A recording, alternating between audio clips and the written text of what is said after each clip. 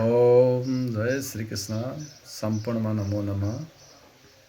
ओम यो पुरुषोत्तम महिनाको यो पावन अवसरमा सम्पूर्णमा हार्दिक नमन।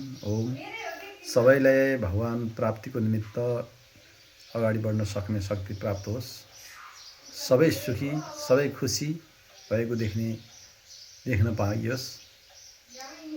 सम्पूर्णमा हार्दिक नमन। र आज यस पावन अवसरमा म गीताको 15औं अध्याय पुरुषोत्तम योग वाचन गर्ने अनुमति पनि चाहन्छु। वसुदेवं सुतं देवं कंसचाणूरमर्दनं देवकी परमानन्दं कृष्णं वन्दे जगद्गुरुं। श्रीकृष्ण वन्दे जगद्गुरुम्। ॐ श्री परमात्मने नमः। श्रीमद्भगवद्गीता अथ पञ्चदशोऽध्यायः।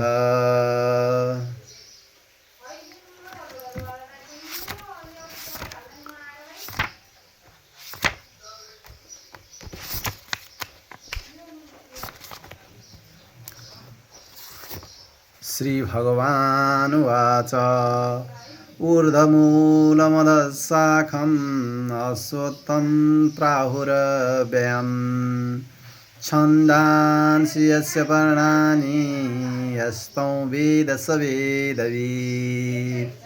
अधश्चोर्ध्वं प्रसिता तस्य शाखा गुणप्रविद्धा विषये प्रबालाः।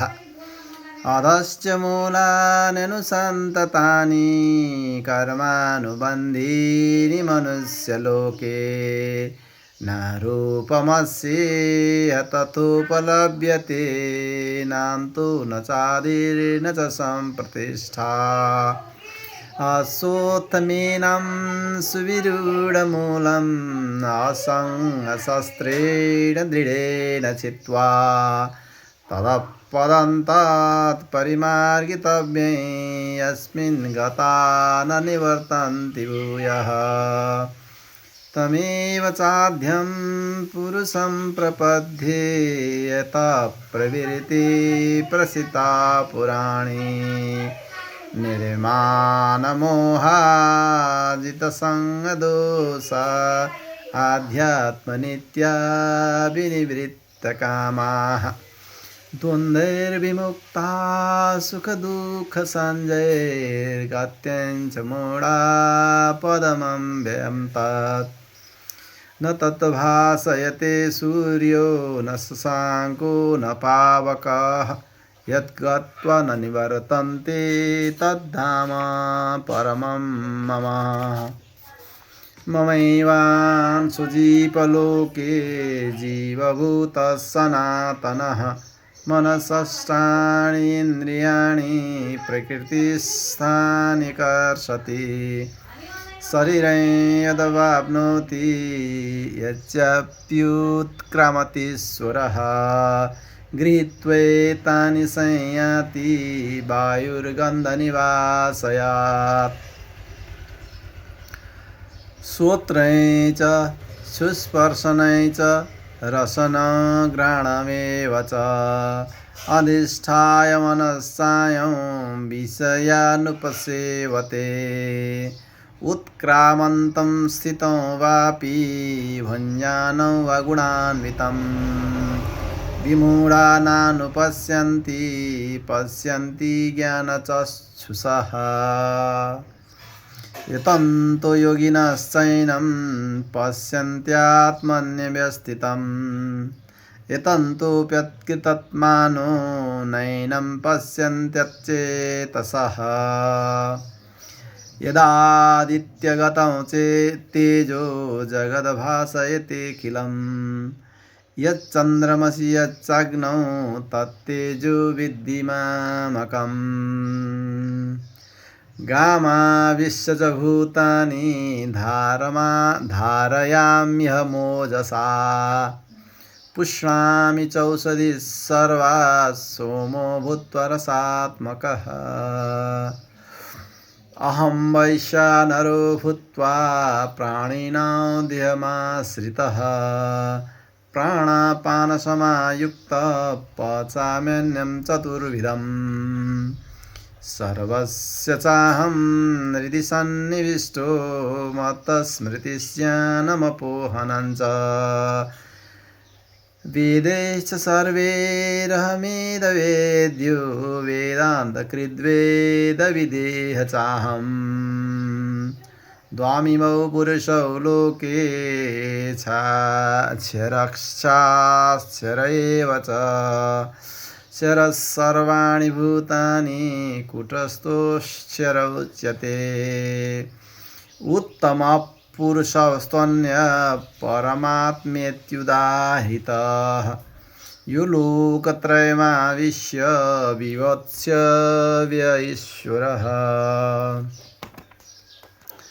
यस्माक्षरमतिरिक्तोऽहम् अक्षरादपि चोत्तमः अतोऽस्मि वेदे लोके च अतोऽस्मि लोके वेदे च प्रथितः पुरुषोत्तमः यो मां सम्मूढो जानाति पुरुषोत्तमम् स सर्वभजति मां सर्वभावेन भारत इति गुह्यतमं शास्त्रम् इदमुक्तं मया नघ एतत् बुद्ध्वा बुद्धिमानः स्यात् कृतकृतस्य भारत